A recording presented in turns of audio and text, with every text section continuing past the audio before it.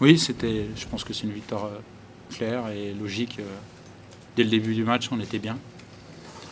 Voilà, et le score reflète le match. Et moi, je suis très satisfait. Évidemment, on n'a pas pris de but. Ça a fait un moment, on n'avait pas gagné à l'extérieur depuis le match d'Orléans. On attendait ça. On avait fait des matchs souvent solides à l'extérieur sans pouvoir concrétiser nos occasions, comme à Lens, comme à Ajaccio. Et voilà, donc je suis satisfait de renouer avec la victoire à l'extérieur. Il y a des situations, peut-être moins d'occasions que contre Sochaux, par contre, il y a eu l'efficacité. L'efficacité, si je vous dis franchement, j'ai dit aux joueurs qu'à la mi-temps, l'écart n'était pas suffisant par rapport à ce que j'avais vu sur la première mi-temps. Et que dans les surfaces, il fallait être encore plus décisif et que ça jouait beaucoup, beaucoup là, parce que on a marqué assez tard dans cette première mi-temps, mais en ayant tellement de maîtrise sur le jeu que j'étais déçu presque de ça. Alors c'était bien, franchement, les joueurs ont fait un match plein, mais l'efficacité, on aurait pu faire mieux encore plus tôt. Voilà. Mais franchement la globalité du match, les joueurs ont été très très performants. Vous allez pouvoir regarder tranquillement dans votre canapé le derby. Il y a un derby demain ? Oui, non, bien sûr, on va regarder les matchs. Mais ce qui nous intéresse le plus, ce sont nos résultats. Et le résultat de ce soir nous intéresse énormément parce qu'il était bon, le contenu était bon. Donc on a beaucoup de voyants en vert, une trêve internationale à gérer. Et voilà, c'est une bonne soirée pour nous. J'allais dire justement, cette trêve internationale, c'est pas mal. Tu as mis par cette victoire-là pour pouvoir à travers ces sentiments. Ah bah c'est il va y avoir pas mal d'absents. Il y aura pas mal d'absents et malheureusement il y a quand même le match de Lorient juste derrière, donc les joueurs vont rentrer assez tard pour certains. Voilà. Mais en tout cas c'est plus facile de passer une trêve internationale en ayant gagné ce match. Vous attendiez à si peu d'opposition de la part de Lens ? J'attendais plus. Je m'attendais un peu plus, ouais. Les Lentais vous ont facilité la tâche ? Est-ce que c'est eux, est-ce que c'est nous qui avons fait plus ça va vous dire, c'est certainement un peu des deux. Mais oui, je m'attendais à un peu plus d'opposition au moins au début. Voilà. Mais, parce que c'est une équipe qui a vraiment des joueurs de qualité, c'est dommage. Sur Alexandre, Mal à la cuisse, il sentait un petit peu aujourd'hui. Et à mon avis, il a dit je ne peux pas continuer. Je pense qu'il n'y a rien d'alarmant. Je pense qu'il ne voulait pas prendre de risques. Ouais. Non, ouais, il a été applaudi, Paul, c'est bien. J'étais content pour lui. Parce que, c'est bien, il soit rentré, Paul, aussi. Parce qu'il a été performant en coupe. Et voilà, quelques minutes comme ça, on est heureux pour lui parce qu'il a un super état d'esprit. Et puis il a été surtout performant quand il a joué. Sur la deuxième mi-temps, elle est tout à fait logique. On n'a pas du tout existé en deuxième mi-temps. Je trouve qu'on a fait une première mi-temps quand même assez cohérente dans l'ensemble jusqu'à ce qu'on encaisse le premier but en fait. On a senti que le premier but nous a déjà un petit peu plombé le match. Et puis l'entame de deuxième mi-temps catastrophique où on prend 2 buts coup sur coup. Ça a anéanti tous nos espoirs. Donc la deuxième mi-temps a été très longue pour nous et on a vu toute la différence qu'il pouvait y avoir entre les deux équipes lors de cette deuxième mi-temps. La première mi-temps était assez cohérente, effectivement. Il y avait un peu inoffensif, mais c'était plutôt cohérent. Encore une fois, jusqu'à ce que Metz marque, eux, ils ont eu une occasion. Nous aussi, on en a eu une exceptionnelle par Ando Donando. Voilà, donc, c'est un petit peu notre souci, encore une fois, c'est que toujours ce sentiment d'impuissance offensive.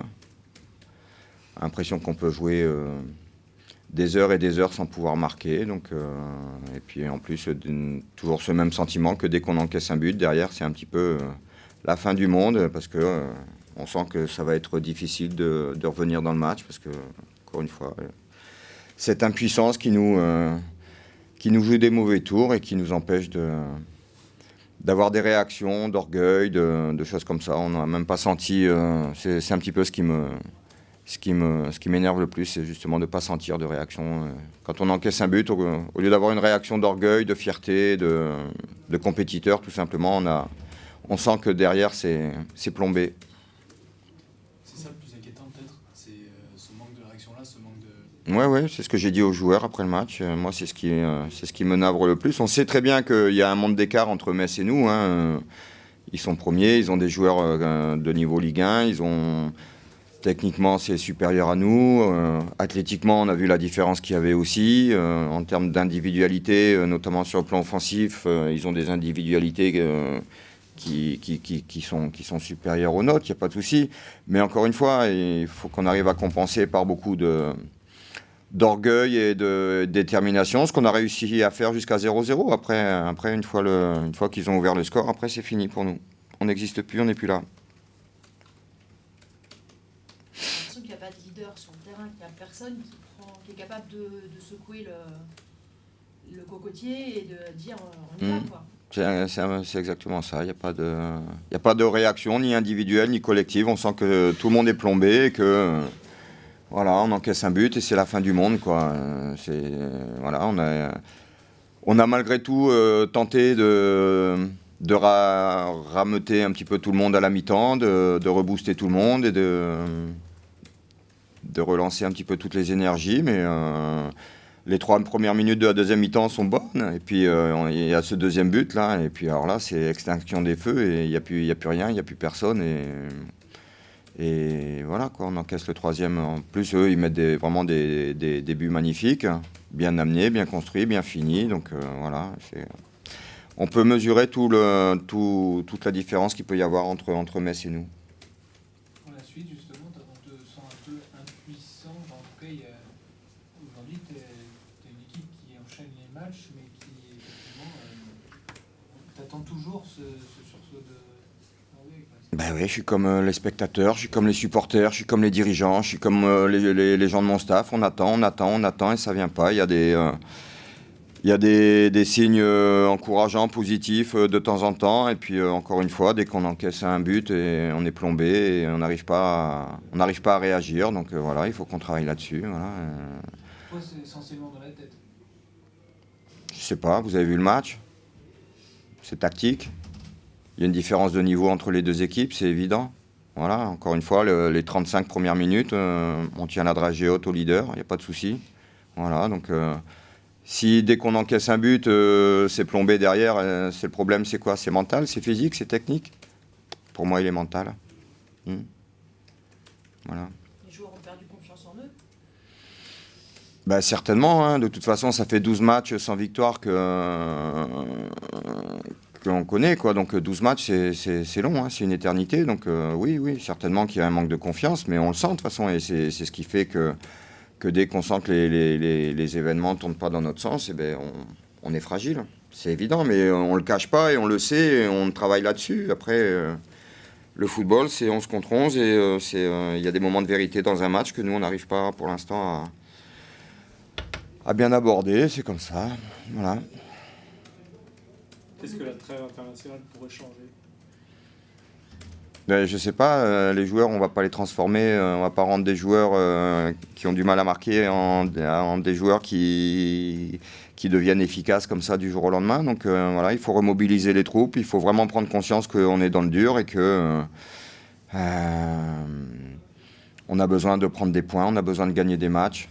Quelle que soit la manière, faut faire preuve de beaucoup plus de personnalité, d'orgueil que ce qu'on montre jusqu'à présent. À Paris FC, c'était correct, c'était bien.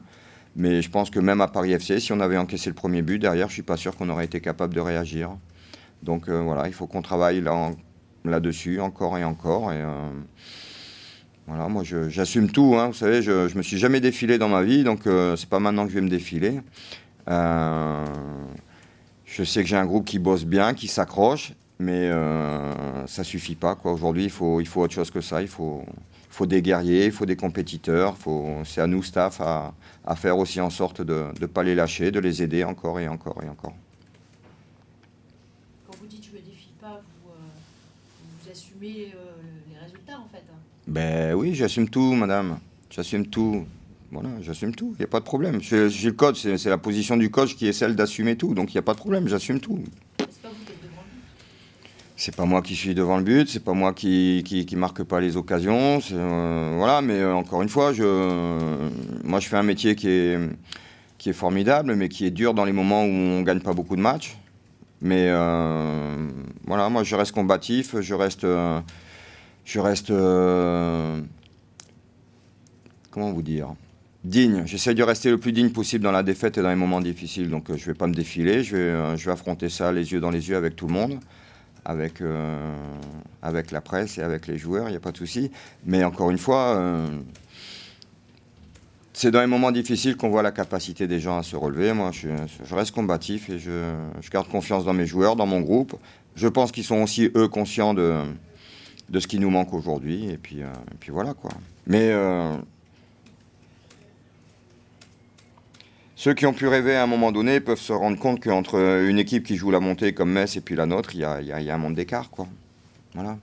Et puis, n'oublions pas, et puis moi, je ne suis pas là pour chercher des excuses et des prétextes. Hein. Encore une fois, on a pris 3-0 dans la tête et c'est mérité. Mais on joue avec une défense un petit peu expérimentale. On a des joueurs importants qui sont pas là. Donc, on rame. Voilà, on se cache pas, on assume. Est-ce que Parot pourrait faire son retour après la trêve?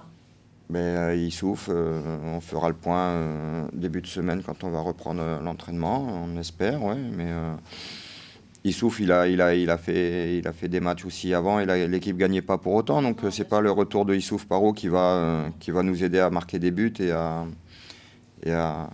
casser cette spirale-là. On compte sur lui forcément, comme on compte sur tout le monde. Quand tu as signé ici, quand on signe, c'est tout, tu l'as dit, c'est pour les bons et les mauvais moments. Tu t'attendais à ce que ce soit aussi dur et que ce soit aussi bon? Moi, j'ai jamais connu une période comme ça où on traverse autant de matchs sans victoire. Hein. Et puis voilà, donc comme dirait l'autre, ce qui te tue pas te rend plus fort. Donc voilà, c'est du football avec tous les impondérables, toutes les choses qu'on maîtrise pas. Et, non, je m'attendais pas du tout à vivre une période comme ça. Mais voilà, je suis pas du tout abattu, je suis pas du tout au fond du seau. Je suis déçu, je suis frustré, tout ce que vous voulez. Mais je suis combatif et je suis prêt à remettre ça. Et je suis pressé d'être au match de Sochaux justement pour retrouver le goût de la victoire. Voilà.